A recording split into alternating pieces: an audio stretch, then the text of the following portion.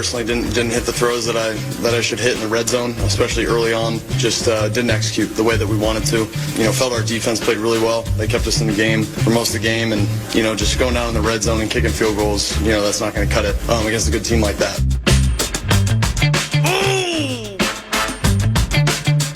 That was, indeed, hearing from Sam Darnold. And now hearing from yours truly, Paul Allen, joined by Pete Bercich, the analyst for the Minnesota Vikings Radio Network.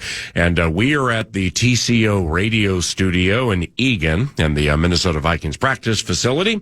And this is courtesy of Sukup and Sukup.com. An absolute 10 of 10 wholehearted thanks to Eric Nordquist and Max Fuller for picking up that first hour for 9 to noon. And here are Pete and I off the Lions loss and into the goody, back to SoFi. And that really, at this stage of the equation, has little to do with Cooper Kupp or Puka Nacua or Jared Verse or Sean McVay or the voluminous amount of Vikings fans that probably will be there for Monday Night Football. We got a playoff game a week from today. The Oh Goody special it gets the minds, specifically yours truly, Pete Bercich, and those in the box at SoFi, ready for the obvious. And once I get into it, I think Pete knows what I'm going to be talking about. It's that poorly aimed speaker directed right at the Vox box at SoFi Stadium. From a fan standpoint, let's just lay it out like this. Pete, good morning. Good morning. Play my role for a second, like coming out of a break for a Vikings-Rams game at SoFi. Oh, welcome back, ladies and gentlemen, the Los Angeles Rams cheerleaders. Ladies and gentlemen, Snoop Doggy Dogg on the field supporting your Los Angeles Rams. We got to find levity somehow out of this equation, right? I heard Nordo on the drive over meshing the realization and the magnification of last night, and then I started thinking about, okay, SoFi, Southern California, a team that's beatable. Team last night was beatable. They're all beatable. Minnesota Vikings are clearly beatable. Yeah. And then I started thinking about that speaker, and you're just trying to settle in. I was thinking about that 20-minute bus ride once you get to the stadium where you have to drive underneath it and then around it. Yeah. And then you get out and you have no idea what elevator goes where or what because you can't see anything because everything's underground. Remember the Vikings-Rams game this year on Thursday Night Football. And it's not like you and Ben Lieber and 4 members of the Vikings Entertainment Network enlisted me as the lead guy to get us to the press box and Vox box. I just kind of took the bull by the horns and I led us the wrong way halfway around the stadium. And then we get into the Vox box and you're just trying to do a quick trip trivia read and you hear, ladies and gentlemen, the Los Angeles Rams cheerleaders. It's the Bob Uecker bit where you're hanging the microphone out. Trying to get the applause. And there was plenty of applause for those LA Rams, likewise for the Lions last night. And that speaker at SoFi, the dreaded speaker, is loud and proud. Jared Wells is the one who generally takes the L on that more so than us, the engineer for the vast and ever-expanding Vikings Radio Network. But speaking of loud and proud, those Lions were loud and proud last night, as was Ford Field. I'm just going to lay out a few things like from the heart as we move into this thing. The Lions are a cool team. All right. And it's not like, hey, the loss last night is tempered because the Lions have been awful forever. I think they've had 3, maybe 4 home playoff games, or I think it's 2 or 3 home playoff games in the last 3 decades. So the lovable losers, are finding their feet. And clearly they have, and they've beaten the Minnesota Vikings 5 consecutive times. I just, I like to watch the Lions. I didn't like to watch them last night, but, that's a cool team with high-end coaches. And we haven't beat them since KJ Osborne walked off on Mike Hughes early in the 2022 season. So the first and foremost, the now and the gaze casting. These Lions have become a problem. I mean, when you beat somebody, a divisional opponent, 5 consecutive times, and you got Jahmyr Gibbs in his second year. Yeah, he's a problem. He's an absolute problem, not only for us, but a lot of teams. That nugget I kept dropping with you last night, the 2 without David Montgomery. Oh, wow, what are we going to do? Greg Reynolds, Sione Vaki. Oh, no, are we going to run Jamison Williams out of the backfield? Well, he had 317 from scrimmage and 2 touchdowns in the 2 games without David Montgomery. So the Alabama kid is on fire right now, and he just plays a cool game. He's not loud. He's not a big dancer in the end zone. Not Barry Sanders-esque, just toss it back to the referee. But nevertheless, it's a problem playing these Lions now, and that's first and foremost moving forward, wondering how to beat the Lions, maybe in the postseason or maybe next year in Good Morning. Yeah, good morning. Yeah, it's they're different. I don't know. You look back on it. I mean, I've got a ton of stuff written down from just watching some of the game. And you already watched some of that game back? Yeah, what are you, a masochist over there piercing your nipples? Yeah, I know. It's when you can't sleep, it's terrible. When we jumped on that plane last night, and we had second plane terrorism, so therefore it's 35 on the tarmac, just waiting for other planes to leave. I started to watch back some of the Vikings-Rams game, speaking of masochism, and if only for a fleeting moment, I had forgotten the Jalen Nailor drop at the 7-yard line. Yeah. And just what could have happened there and how a personification of the absolute cliche game of inches. Football's a game of inches is what you hear a lot. Well, we saw that last night to a certain extent with those misses in the end zone from Darnold to Jefferson, Darnold to Nailor, Darnold to Hockenson, Nailor back against the LA Rams. And if you want to win a Super Bowl, nobody knows better than Kevin O'Connell. The inches, the minuscule nature, the what to some would be the trivial nature of certain plays in games that have 150 plays. They really, really matter when you're looking back at them in Good Morning. Yeah, they do. I mean, they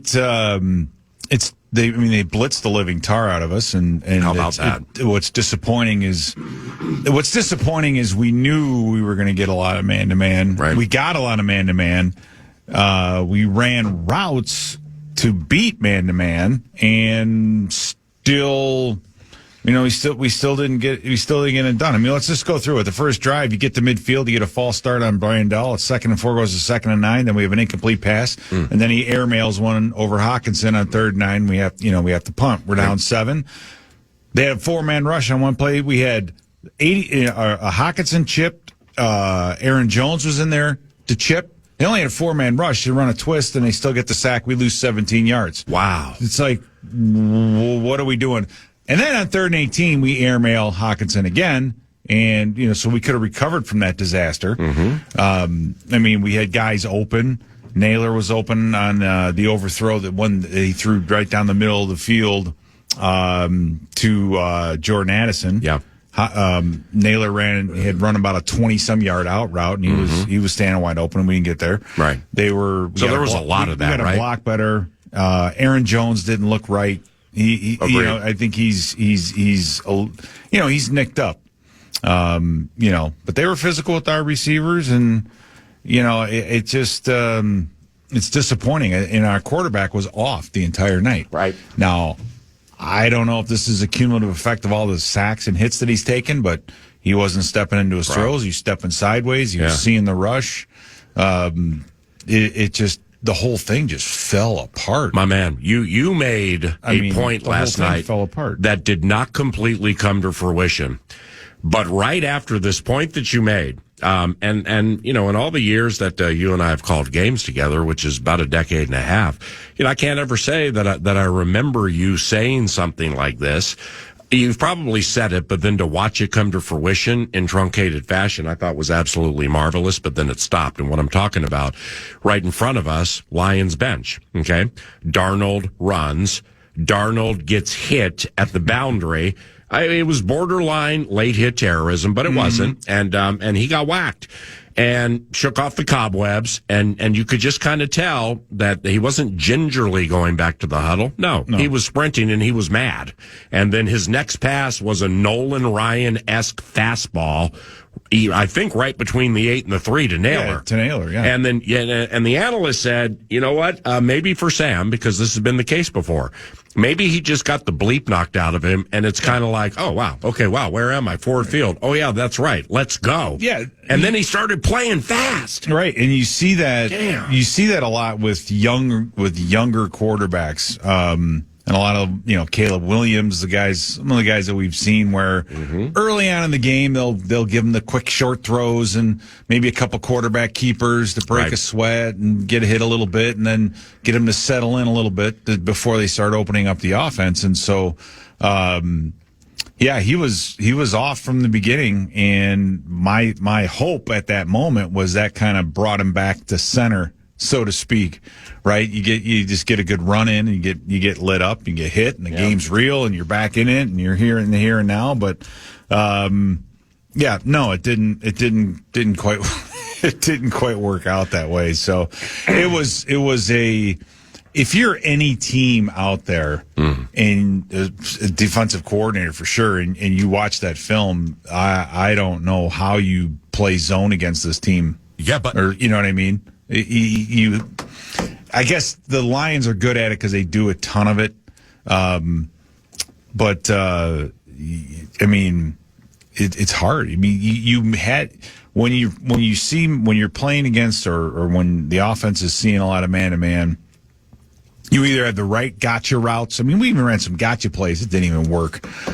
We did? But yeah, we did. We got, I'm trying to remember. We had a gotcha play that didn't work? Yeah, a little bit of a gotcha play. I'm trying. I got to find it. I got to find it in my notes. Might have been Josh Oliver on one. Yeah, I'll look through it at the break. All right, 3-2. 3-2. I'll look at it at the break. But the throws have to be, you have to thread the needle a little bit. And that was not happening. Nordo, thank you very much to you and Max Fuller for picking up that hour. Good work on a fan line last night from the parts that I listened to. And good morning. Good morning. I'm glad to talk to you. First of all, happy birthday, PA, because number 59 on a morning of January 6th, and the fact that we have to talk about our favorite team in this particular manner. Right. It's awful. But happy birthday to you nevertheless. This is a question I got not only during Fan Line, but we were handling it via text and talkback during the first hour today. Just kind of meshing the, how much is Sam and those throws and the offensive line. And if you saw anything in particular, Pete, he was blitzed. I saw this stat. I think it was from Seifert. He was blitzed on 50% and blitzed maybe, just sending 5 instead of 4. They got some pressure with just 4, but kind of building off of what you were just talking about. He faced a higher percentage of pressure on his dropbacks. I think that it was 56%. I mean, that's a massive number.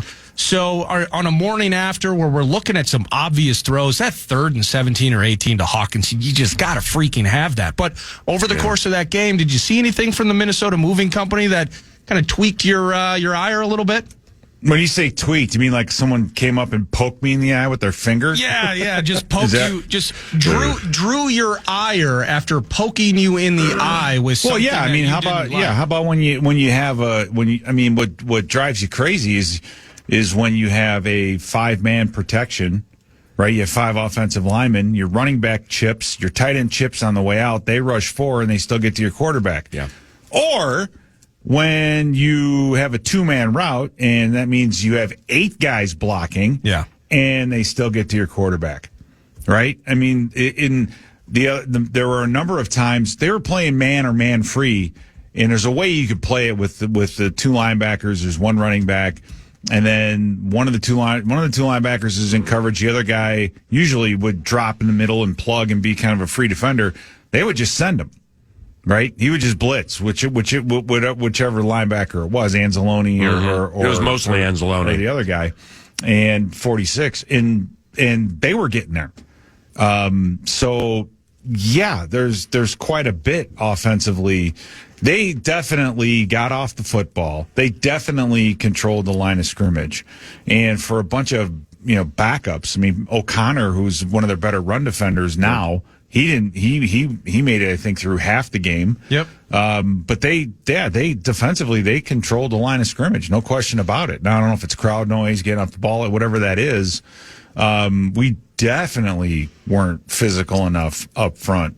I do think that there was a lot in the running game left on the table, though. I think if Aaron Jones was 100%, I don't think he's 100%. If he was, I think he would have had a much bigger night. But would that have been the difference maker? I don't know. Now, being horse racing raised, all right? I just got a text message a little while ago from my dear friend Johnny the Mouse Mickelson, captain of the 83 Wayzata club hockey team, most formidable club hockey team in the history of hockey, and also the man who runs the TV department at Canterbury Park. Here's the horse racing bit that I'm really hoping is right. All right, with Sam Darnold. All right, now Darnold never has played in a playoff game, okay?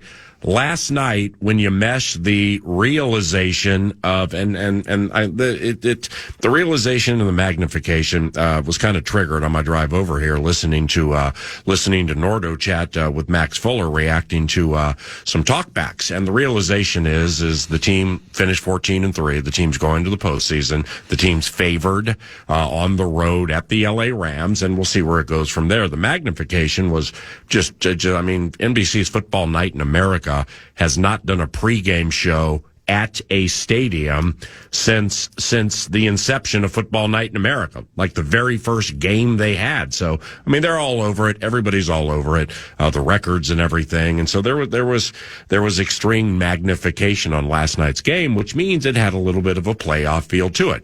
Didn't you think last night had a little bit of a playoff feel to it, even though it was regular season? And I kind of get where you're going here. Now, here's the point: Darnold. So, from a horse racing parlance standpoint, I'm going to look at that because he's been so good this year. Now, granted, against certain competition, and the Lions, what they trolled out there last night, we're not talking about, the highest of high-end defenders, and we didn't score a touchdown against that defense, which is a conversation that we'll get into later. But that was the morning workout, okay? So you got your preparation, you got your morning workout in a non-playoff game that felt like a playoff game. Well, now here comes the stakes racing in the no tomorrow scenario in the playoffs. So maybe seeing it, feeling it, touching it, watching it back, and all the guys who were missed and super key times.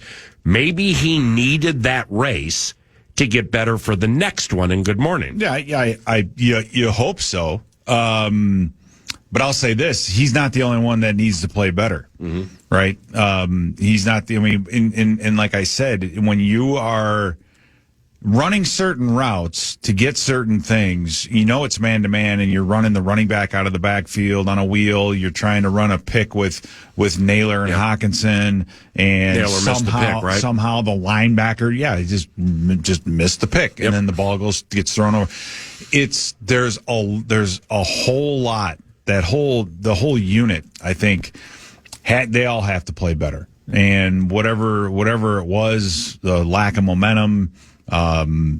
Whatever that was, it's not just on the quarterback. He was the most obvious. Yeah. Right. But there's a lot more to that. And that's why I'm not saying we can't turn this thing around, but we're going to need a huge jump, because you're going to be playing a Rams front seven that's extremely physical, very talented, fast. Maybe not deep, but they're fast, they're physical. Yeah. They're better than the Lions front seven.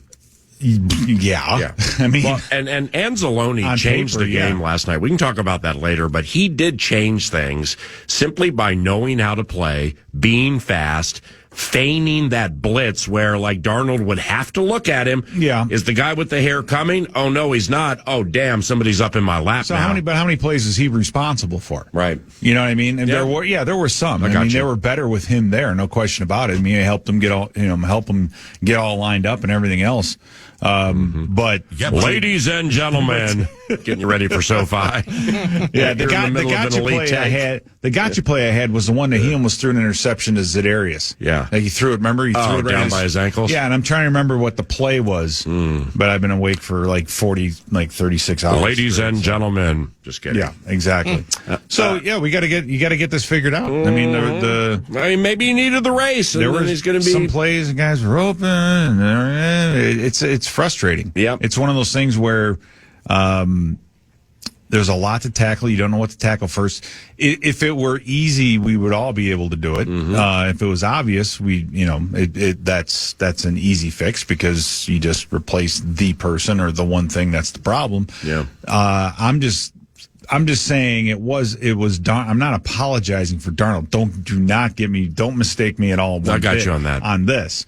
But there was a lot more going on that was an issue than just him. Right. And listening to some of the talkbacks that Nordo and young Maxwell were unfurling, it was a reality check for me because I'm like, wow. And maybe you are too. It's the level of surprise with the quarterback and his touch. Okay. Darnold's touch miraculously, I don't even know how to explain it. So it's like I'm listening to these talkbacks and they're like, yeah, you won 14 games. This guy had all these touchdowns and everything. But it's like I'm just troubled. I can't figure out why we saw from that quarterback from a touch standpoint when he was protected inside the 10, why it just completely flipped. Yeah, and I'm sitting here trying to do a mental inventory of we've seen some of the unbelievably good throws that Darnold has made this season. How many of them, off the top of your head, were against man-to-man? I don't know. Right? Yeah, 4. And part of it is we just haven't seen a ton of it. Yeah. Teams don't do it against us because of our wide receivers. Well, Detroit's like, you know what? We've got no other choice. Yeah. Were they physical? Yeah. Were they quick jamming at the line of scrimmage and doing a bunch of different things? Yeah. Were there opportunities because of how they play? Absolutely, that we didn't take advantage of. And so hopefully this is a lesson in that. Now, these Rams, they'll play man to man, but they're going to do it situationally, I think. I don't think it's their bread and butter, so to speak. So, yeah, that part of it may not be a problem, but I'll tell you what, this is it's going to be a hell of a game. The Nords. Yeah, I was curious. We were talking about the pressure earlier, and it's kind of low-hanging fruit because the last time we saw the Vikings offense look the way they looked last night, it was that Jacksonville game. And it felt like some of that early pressure had Sam Darnold really locked in on 18. That was a talker earlier this year, is not, and then utilizing, given the amount of coverage on Jefferson, opening things up for Addison and others. Is that potentially kind of part in a one-game, just kind of a runoff here? A bit of a regression to that, where you had that first and goal after the Pace interception, and it's 3 straight incompletions to JJ, and they're kicking. You saw a couple of really open TD-worthy opportunities, didn't close on them. Maybe there was a regression to, I need my nookie blankie? I don't know. I mean, the interceptions in Jacksonville, the best of my recall, the ones that he threw, they were basically him trying to force the ball to JJ in situations, right? Yeah. And this here, I mean, he didn't throw any interceptions, so we can at least take that away, right? He completed less. I mean, he was way less than 50% on the completion. Here's a guy that was in the high 60s, 68, 69 for almost the entire season. Mm-hmm. He throws up. I mean, he was in the 40s. I mean, it was less than 50%. So 18 of 41. Yeah, 18 of 40. 18 of 41. Yeah, that's what I'm saying. Right? So for 166, what's that yards per attempt? That's Bryce Young-esque as a rookie. That's what I'm trying to say, is that this is something different. Bryce Young just caught a stray out of nowhere because I'm pissed off. When you're throwing 3 picks in Jacksonville because you're trying to force it to your best receiver, probably the best in the league. It was 4 even. As opposed to being 18 of 41. Mm-hmm. I mean, it's a different, my point is not that it can't be overcome. Don't get me wrong. It's just a different problem. Just a completely different problem. Right, his yards per attempt was 4. 4. It was 4. 4. Are you kidding me? Damn. All right, we got a break. That's there's a lot. Really there's a lot right there. A lot. Yeah, there is a lot. Including something, Pete's like, there's a lot, and we're going to pause here and come back and chat with Pete Bercich for a couple more segments. Nice enough to stick around with the 9 to noon presentation with yours truly and mad producer, Mr. Nordquist, producing back at the 651 Carpets Plus Studios. There is a lot. But there, if you're going to run the ball or if you're going to screen or swing pass to Addison or Naylor or Jones or Akers, there was one thing that was really lacking last night. And I'm going to share that with you and see what the analyst and or Nordo has to say when we return. Vikings take a fat L to close the 2024 regular season to the Motor City Kitties. They are the 1 seed. They get that precious time off. Dan Campbell's treating people like kids going off to college and coming back in 2 weeks. I'll see you in 2 weeks. And Jahmyr Gibbs is just running roughshod on people, man. And we're going to get into all of that and much more when 9 to noon continues on KFAN.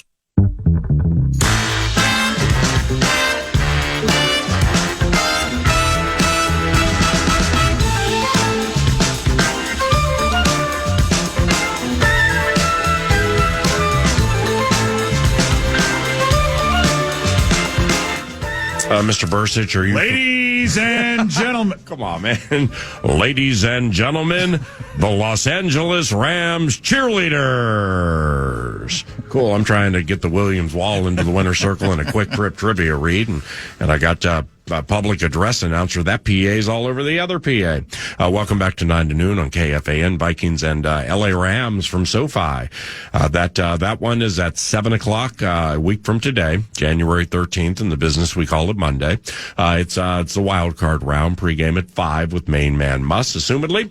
And the Vikings are they opened as lukewarm favorites against the LA Rams, like 2.5 point favorites, which was a bit surprising to me. Yeah. And I'm not necessarily a prisoner of the moment guy off last night. I'm just kind of thinking about a team that didn't play anybody, but the scoresandodds.com portion of the equation will be shared later during the week.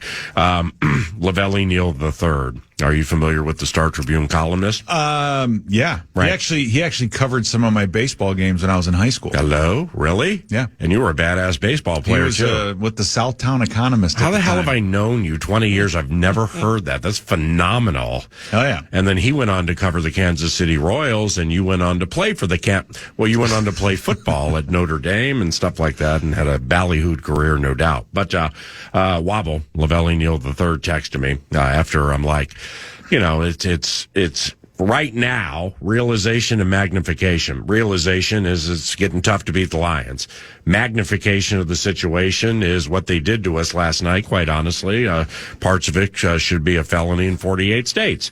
So I'm like complaining about losing to the Lions 5 consecutive times. Basically told me on my birthday. Didn't even get a happy birthday, PA. Oh, by the way, it was basically F off 5 times. I'm a Bears fan. Try being Packered 11 consecutive times before you go down that road. And quite honestly, I can't argue with that. Yeah, how about that? How about it's like what this is why this. I mean, sometimes I think I'm absolutely insane for being part of this whole thing, being so dependent or entrenched in the NFL, working in the NFL, the whole thing. The Green Bay Packers had every chance to beat the Bears and just let it go. Yeah. And now we need Green Bay to go play spoiler in Philadelphia. Right? Because if that happens, we could. We beat the Rams, we go to Detroit. Not if we're the lowest seed. Yeah, all right. Not if we're the lowest seed. Ladies and gentlemen, Roscoe's Chicken and Waffles has a special on red beans and rice tonight. It's right around the corner on Manchester, and welcome to SoFi. And by the way, we'll be on an airplane. We'll be at 40,000 feet while that game is on. So no, we're the final game. I know, but I'm saying we'll be traveling when all the NFC games don't start till middle of the day Sunday. Right, and we play Monday. Yeah, so we're gonna we'll get to see all the great A. We'll get to see Pittsburgh and Baltimore play again. Tell me what you think of this, Justin Jefferson. Yeah, now he's JJ, and I don't even need to qualify this with all the great things he does, it's not like when you watch back games from a scrappy standpoint in the run force, you see Hines Ward, Anquan Bolden, or Larry Fitzgerald Jr., or really even Alan Lazard from like the last 5 years. What I'm getting at here is there were some plays that went wide that were designed, if you can get one block, just one little chip, one little rub, one little block, and generally it was 18 in the vicinity, then you probably would get an extra 5, 10, 15 yards. I haven't watched them all, but I'm about 2-3 deep into it. It just was not happening. And those gains were 1, 2, and 3. I ain't kidding you, man. You get a little chip right there, you got 10, 15, or 20. I think at least our starting three, Addison, I'm sure there was a block or two in that game. One for sure that I know he wish he had back. JJ missed one for sure. Naylor missed one for sure. I think that one was in the red zone. So this is that McVay type, Kevin O'Connell run game where the wide receivers block. They need them to block. And we call on those guys to do that. And, again, it's like a guy here, a guy there, this play, that play. And in summary, you just didn't do anything to get yourself out of the funk. I think the part that bothers me the most is just by the nature of the play call, we knew what we were going to get, and we still were not able to execute because there were breakdowns in other places. Seeing guys that are open and the quarterback missing them, that's frustrating enough. But it's like there's that level of it. Then there's, all right, we know we're getting man-to-man. We're going to run a rub route. We can't even execute a rub route. We got the running back coming out of the backfield, on a wheel. That's one of the favorite things that the Rams, go back to when they played the Bengals. I mean, they loved that back out of the backfield. That didn't, nothing worked. Yeah. None of it did. I know. And then the quarterback lacked touch, which I've just heard or seen before. When you lack touch, it's generally because the old anxiety monster is just eating you up a little bit. There was something that really bugged me on the plane, and that was Taylor Decker had some kind of a smart comment after the game about all the people that doubted us or whatever, and kind of gave it, gave it. And I'm thinking, you got your ass handed to you by Grenard. And who in the hell doubted the Lions? All night. Yeah. And you're going to come out after the game and say, it's like, okay. Mm-hmm. It's just, the people, you go to Detroit and the people were the people that work there are the nicest people because they were horrible for so long. The fan base is changing, though, and it's starting to bug me. A little They're starting to get a little cocky. Let's not. I had to get on Twitter last night a little bit and remind people you've had 3 home games in the playoffs in 30 years, Rob. Okay, let's not act like Billy Sims is running out of that tunnel. Mm-hmm. You know what I'm saying? Sorry, gets better and the funny, and the other thing too is how they. It's we're dirty. What about this hit? What about that hit? What about this? What about that? It's like okay, whatever. But defensively, I don't know if you get asked for more of a defense for at least 3/4 of the game. You had one missed tackle by Cam Bynum that gave that allowed Jameer to get his first touchdown. They put Jared Goff on a 7 yards per attempt, that just doesn't happen to him. The second one, I don't know if it was the second one or fourth one, whatever, but what happened? Gibbs took it off tackle and he just floated like he was going to cut it back, and the one right in front of us to the left. Ginkel cuts underneath because he thinks he's going underneath, and then all of a sudden, boom! He hits the gas and just burns it to the corner pylon, and we lost contain. Cam Bynum can't get there, and it's amazing. But some things held true. When you can pressure Goff and hit Goff, he's going to make mistakes, and he did. Yeah. Right? I mean, he made some good throws, but he was by no means throwing the ball around the yard like we normally see it. Yeah, the pick to the hitman, Jared Goff never does that. Ever. And we had him dead to rights for a safety. I know. Right? On another play. I mean, we had so many. I know. Then Brad Rogers channeled his inner Trey Blake, and we got nothing out of it. We haven't won an away game in prime time. Oh, goody. We're 0-6. Our last 6 primetime games on the road, we're 0-6. Okay. And defensively, I think, man, for a lot of that game, we played the run extremely well in the first half of that football game. I mean, outside you had one Gibbs run that was big, but outside of that, even outside of that, he was only averaging 3.5 yards a carry, which here's a guy that averages over 5. 5.6. Right? Yeah. And it wasn't as if they were throwing the ball up and down the field. I mean, Amon-Ra St. Brown, he had a big touchdown against us in the first game. Right. We didn't hear anything really from any of the. Hey. What about Laporta? Bro, we shut down Khalif Raymond. Hey. How about Laporta? Yeah. Right? Laporta looked good last night, man. He had a lot of pop. We did a lot of really good things on defense, and so that's progress. Hopefully we can carry that over because we're going to need that if we're going to need to continue. Yeah. It's going to be the same bit with Stafford. I mean, if you just let that guy sit back and throw, he's going to rip you apart. You got to get after him and get him on the ground and make him feel his age. You're listening to the 9 to noon radio presentation with Pete Bercich, the analyst for the Vikings Radio Network. And this part of the equation is provided by Soukup and Soukup.com. We'll be right back.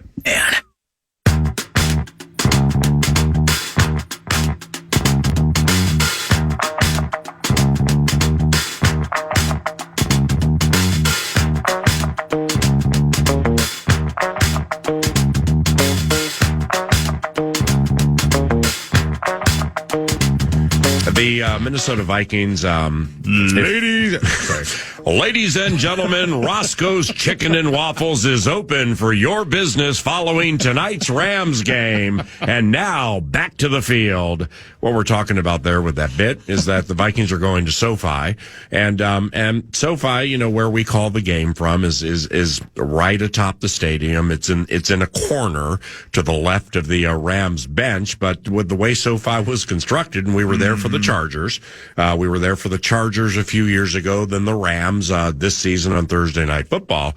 Their speaker setup there, they have a speaker that is it's probably, 40 feet from us, 50 or 60. Yeah. And it just booms when you're trying to talk. So like the analyst is settling into something, then he'll get staccato and look up at the speaker like his vision's going to get that thing to stop, to calm down or whatever. And a couple things about the other things about that stadium too, Paul. Number one, it's an outdoor stadium, which is crazy. So if there's lightning, they stop the game. What do you mean? It's indoor. No, it's not. It's considered an outdoor stadium. Really? Yes. And so if they don't have air conditioning, I know that. Well, I'm just saying it's completely covered. There's no way rain's getting in there, but yet it's still considered an outdoor stadium. Damn. And number two, it's probably the only place, not even Washington, where we've sat in a booth and looked to our left and right, and the booths are all empty. Yeah. Right? Mm-hmm. It's like, where is everybody? Yeah. Yeah. These are booth seats. Yeah. You see what happens and they're empty. Is because it's, Southern California, the Southland of Los Angeles is, has so many transient people who relocate there. That may not be the case anymore though, but, like the Rams, they go to Anaheim and then they come back to Los Angeles. So the fan base, there are a lot of fans because there are a lot of people in Southern California, but, it's ballyhooed hearing about other fan bases that come in and infiltrate SoFi and just take it over. Well, that's the case, too, with executives around the NFL. I mean, there are open suites, and other executives are like, hey, I think I'll go to the game because they're great places to sit. Got scouts from XFL teams in the end zone looking for L's they can sign for the spring. It won't be as loud as it was in Ford Field. That fan base is loud and proud. So the Lions inside the 20. All right. Now, the Minnesota Vikings, inside the red zone, as it's called in the business. But, last night it was known as the dread zone because, things were rather dreadful inside the 20 for our favorite team. Your kiddies go 3 of 3 on touchdowns inside the 20. The Vikings went 0 of 4. All right. That is so antithetical to almost anything we've seen this year. And it's about big spots, big moments, magnified moments, and staying true to who you are. In other words, the Detroit Lions averaged 24 first downs a game, most in the NFL. They got 24. They are second in the NFL in time of possession. They like to play that game of keep away with their short game to protect their defense. Oh, they can run. And right. And so they had the ball last night 36 and change. The Vikings had it 23 and change. So even though they were there to be had early, they still stayed true to form to some things that are very important and things they do quite well. Well, up to the game, in I believe like the last 3 games, maybe 3 or 4, into the game, the Vikings had been inside the adversarial 20 14 times, and they had scored 11 touchdowns. 11 of 14 in the red zone into the Lions game, hung an 0 for 4 last night. And it, it gets into a topic that the Vikings are a pass-first team, despite the run-pass balance being closer to 50-50 than really I thought it would be. Yeah. And they did run quite well last night. I mean, 19 runs for 120 yards. They ran well at times. One of them was a 58 that needs to be put in there with Cam Akers. But Nordo's talked about it before, too. In fact, I either heard it today or a little bit on Fan Line last night. And it's when you get inside the 20, when you get inside the 10, running the ball. And it's tough. Right. But it's not, it doesn't have to be 2 tight ends, offset eye left or right, and you're just going to mash away like Derrick Henry or whatever. No. But it has to be something they respect and something that they're like, okay, we know you do this okay inside the 20. Right. We're going to respect it.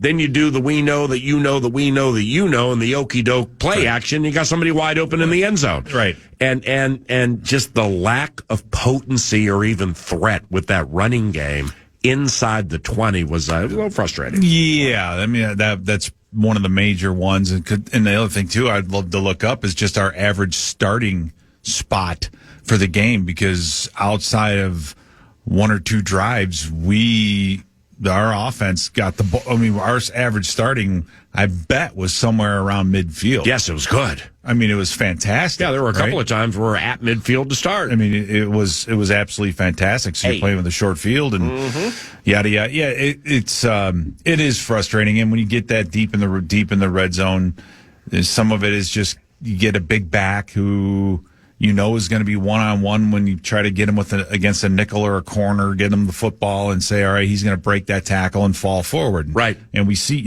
that with a lot of teams, and that's kind of what they do.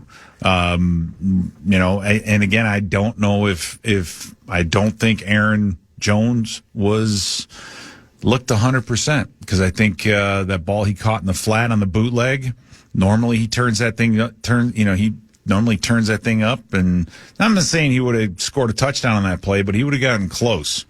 So, I mean, you can't reinvent the wheel, but that's something that you absolutely have to address. Down with that, Norge. Well, that's where I wanted to take this. I'm glad PA brought up the red zone, because kind of decision making, and you mentioned Aaron Jones as Cam Akers was still huffing and puffing after that 58-yard run. The TV copy back here in Minnesota, I'm sure you saw it as well, though you had to wait like 10 minutes for a replay at times last night. I know that. Aaron Jones was actually coming out with a trainer from the locker room, so they were dealing with something. But the fourth downs. Yeah. I don't think it's anything new. I think it's just the existing bit that he's got going on.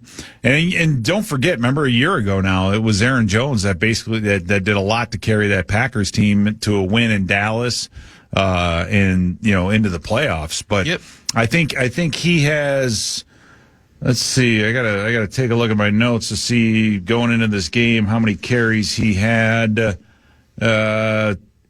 245. I think last year he was at 120 something, 140. Missed more games last year. Yeah, he missed He missed a lot more games last year, but he's just got a lot more yardage on him today this year than it was a year ago. Tread on the tires. But the fourth downs in particular, that was a point of consternation and contention among those on Fan Line and talked about a lot. Pete and I when we were during a break too. But anyway, it's not just Sam was sailing throws, etc. It was the physical decisions themselves. So you got 4th and goal at the 3. You're down 7 rip. It's early second quarter. You go for it. You don't get it. Next time after Ivan Pace's pick, 4th and goal at the 7, you do kick. Then later, this is early third quarter, after that Cam Akers run, it's 4th and goal at the 2. You go for it, don't get it. And then later in the game, as you guys remember, the missed field goal, I'm thinking you absolutely should have gone for it, 4th and 4 at the 34.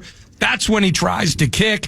I think we may have tempted fate with the rookie a little bit. Would have liked to see him go for it there. So, those 3, you go for it twice inside the 5, and then you don't go for it later. You miss the field goal. Am I just being hindsight guy? I don't mind the 4th and goal decisions. I wanted him to go for it when they were at the 34.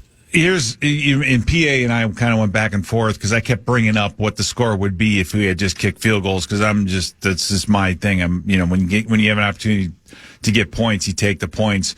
Yeah. But this game has changed. The NFL has changed. And Paul, and so my point is at halftime we might have had a lead, or it would have been a lot closer. But that's not how that game was going to end, and Paul knew that. I mean, he knew. Well, I mean, what you were saying in passing, and it was not like you were banging your fist on the Formica, saying, "Well, it's egregiously wrong to not kick field goals inside the 5." But you were saying, you were thinking like a fan, man. Just think if all those times you were there and then you get shut down. You get 3 points. If you get 3, and then so we go to break, and, we're not going to turn this into 9 to noon during a game call, but I'm kind of like, well, I mean, that's, you don't come to Ford Field thinking you're going to win a game kicking field goals, specifically inside the 10. Secondly, whether you like it or not, that's not now that let's not forget that this head coach has ascended to a point conversationally, locally, and nationally where it's like a cross between Bill Cowher, Tom Landry, Bill Belichick, and Newt Rockne. All right, so that whole thing doesn't fall off with 131-9. But the reality is Kevin is competitively arrogant, and that's a compliment, with his passing game. And inside the red zone, the last 14 trips into this game, they had scored 11 touchdowns. That's how he thinks. That's how he works. That's what works. It didn't work last night. And Nordo, I think the part that would make sense would be that the interception got us down there. Yep. And so you don't want to come away empty-handed. You want to get some points and maintain that momentum off the turnover. Mm-hmm. So if that's the reasoning, then I get it. To Paul's point, Paul's right. You needed to score touchdowns as well as the defense was playing. I don't think anybody walked away from the TV or, at halftime and said, yeah, this is exactly how I expected this game to go. Right. I mean, nobody thought that would be such a low scoring affair, halfway into it. And I think it's a credit to our defense and, and also points out a lot of opportunities that our offense left on the table. So, well, it was 17-9. You knew that couldn't continue for 4 quarters. What'd you say, Norge? Well, I'm just piggybacking on that. It's such a great point, Pete, because you can look at it, and I was talking about it earlier, kind of like the moment the defense snapped, or that just the dam broke, is when Van Ginkel misses that pick 6 opportunity. He's potentially going the other way, or at least the Vikings will have the ball in Kitty's territory, as Amon-Ra St. Brown certainly may have tracked him down. But all the same, the swing in that moment where it's 17-9 at the end of the third quarter, everything was awful. The red zone was ridiculous. We've missed a field goal. Everyone hates the kicker. And everyone's trying to figure out, obviously, if you were going to give Sam a contract next year, well, you can't do that now. The world was ending, but it was a 1-score game. And it just felt, the defense had stood so freaking tall. So you look at the final scoreline, it's 31. But it was right in that moment, and this isn't to drag Van Ginkel. He's been so amazing for this team this year, but the easiest one he had, he couldn't get it, and 3 plays later, Gibbs is scoring his 3rd touchdown and the game's out of reach. Like, that was the moment, Pete. Right, but Norda, let me ask you this question. Had he scored that, and we somehow got 2 points, tied it up, would our offense have needed to score another touchdown at some point in that game, do you think, to win? Absolutely, they would have. Right. I had little confidence in that taking place. Right. Well, that's that. Yeah. So let me clip quickly. I think it was a big swing, but not. I need help, metaphorically and realistically. All right, 3-2. The Van Ginkel, I'm tripping right now. The Van Ginkel Giants Jets that didn't take place. Was that the third quarter? Ooh. Because I'm trying to pull it up here on the All-22. And because Nordo said, and I've heard it from other people too, that one right there was easier than the Giants or the Jets. And for whatever the reason, he couldn't bring it in. I just want to watch it back from the end zone angle. Do you happen to remember when it was? Well, I meant the Giants. Ladies and gentlemen. Just kidding. The Giants one was with about, and I don't know. No, I'm saying last night. Oh, that was with less than a minute to go in the third quarter. Thank you. Please continue. Yeah, but the only reason I say it was the easiest one is it was right in stride. The Giants one, for instance, and the fact that it was so near the end zone. I mean, that in itself, you can call that the easiest. But he didn't have to contort his body. It wasn't bobbling up in the air. He puts his paw out, and he just had to bring that other arm around, secure it, and he was in stride, and he was rolling. So that's where it was that moment. Oh, my goodness. I can't believe that somebody was dumb enough to throw it Van Ginkel's direction again. He was in the absolute perfect spot.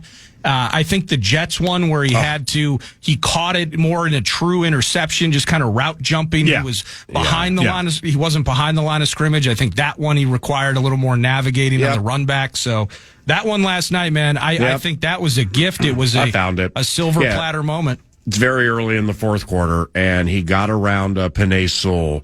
I mean, Sewell, props to Penei Sewell. He saw Van Ginkel's trick coming, but 43 was so fast, and he deked Goff. And then I see what you're saying with the left hand and tried to reach around and wrap it. Ain't nobody catching him. I mean, Amon-Ra St. Brown's going to need to go 4-1 for a 40 to catch him. Jared Goff, wow, holy cow, you're right. I did not realize it was that easy. All right, continue, please. Well, I don't know if any of it's easy. If you get an NFL quarterback throwing a rocket at you from 10 yards away. Yeah, good point. Bat up, and none of it's easy. But that's a good point. We've seen him make more difficult plays. I tell you what, though, that the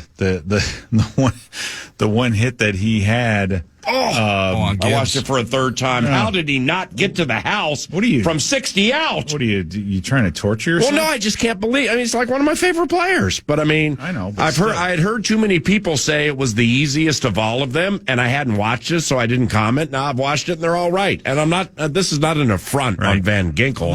It's a hard play to make. Right. Wow.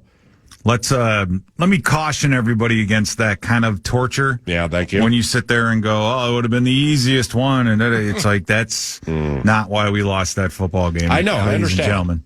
Well, we still would have had to go for it. We would still have to go for two. And given what we had seen in the red zone, that's certainly not no bargain, is it? Hey, when it comes to we have the eye test, all right. So it's this next game. It's a postseason game, so now we have the no tomorrow equation, and more magnification on quarterback Sam Darnold, more focus on Sam Darnold from the locals and the nationals, really than he perhaps ever seen in his career. He's never played a playoff game. And so the inaccuracy with like Jefferson back right of the end zone, that has to be a touchdown. Hawkinson back left of the end zone, has to be a touchdown. Hawkinson up the seam. And Naylor missed on a shallow cross. Addison breaks open, then Naylor's open on a shallow cross. He missed him there. That one that went back center of the end zone from farther out, that he overthrew, that could have been a touchdown. Then they're also, Fight of Fairness and Detroit Lions Act. Darnold threw it right to Amik Robertson, back center of the end zone, and he couldn't hold on to it. Hey, Nordo, you know what the best part was? What's that? It was how upset your radio partner was about the kickoff right before halftime. Yeah, I know. Well, that's how you, in some ways, Well, you said he slipped. I'm like, I don't care. Yeah, but it looked like he slipped. I think in a few games this year, it's kind of one of those moments. I forget which game it was. It was a victory, but JJ drops that pass. And right near the end zone, it's going to be a touchdown. And a couple plays later, Sam throws a pick. It's like one bad thing, kind of, I don't know if it's just nature, but it inherently begets another thing. And you're just thinking about how that first half was going. And it's like, okay, well, we just got out alive. We're coming up short here. We have a chance to go into half. There's 20 seconds left. And he freaking kicks it out of bounds. No, we get the ball to begin the second half. Correct. We were apoplectic back here at the station about it, and it was just those little moments having to settle for that field goal again as we did. I believe that was like from the 13. It was inside the 20. So you get stuffed inside the red zone again. And it's just like, all right, let's take a breath and get a break. It's 10-6, and they get that extra kick.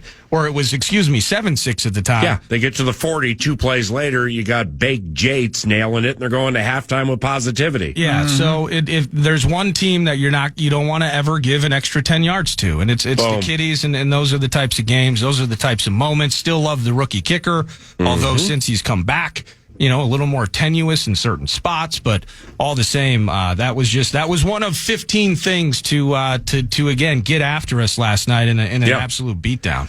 Well, when it comes to the Darnold inaccuracy, as I was getting to, and then I became tangential, which is really kind of who I am in the first place. All right, 3-2 is if you look at the targets and the receptions for each team, let's do the Lions. All right, Amon-Ra St. Brown targeted 7 times, caught 6. Laporta 7-7. Jalen Williams 8 targets, 6 catches. Jahmyr Gibbs 5 targets, 5 catches. Tim Patrick 2 targets, 2 catches. Khalif Raymond 1-1. Craig Reynolds 2 targets, 0 catches, but he can't catch anyway. Now you go to the Vikings. Justin Jefferson targeted 9 times. 3 catches. Jalen Naylor 4 and 3. Jones 6 and 5. Oliver 3 and 2. Hawkinson targeted 8 times, 2 catches. Ugh. Then Akers 2 and 2. Addison targeted 6 times, 1 catch. 1 catch. Yeah. I mean that is when you guys hammer on, and you're absolutely right. There's there's the inaccuracy that we all saw, and then there's a missed tackle. There's just Brandell being pushed into somebody's lap. There are a lot of the kick before halftime. There are a lot of things. This right here, holy cow, for a super accurate quarterback. 6 targets, 1 catch for Addison, and it's just. I mean, it was like I said. The Lions did more things longer that they're going to do well, and we didn't. And then they were able to draw away, and then you become left-handed, meaning you're a pass predictable team, and there's your dagger. I would like to. I would like to think.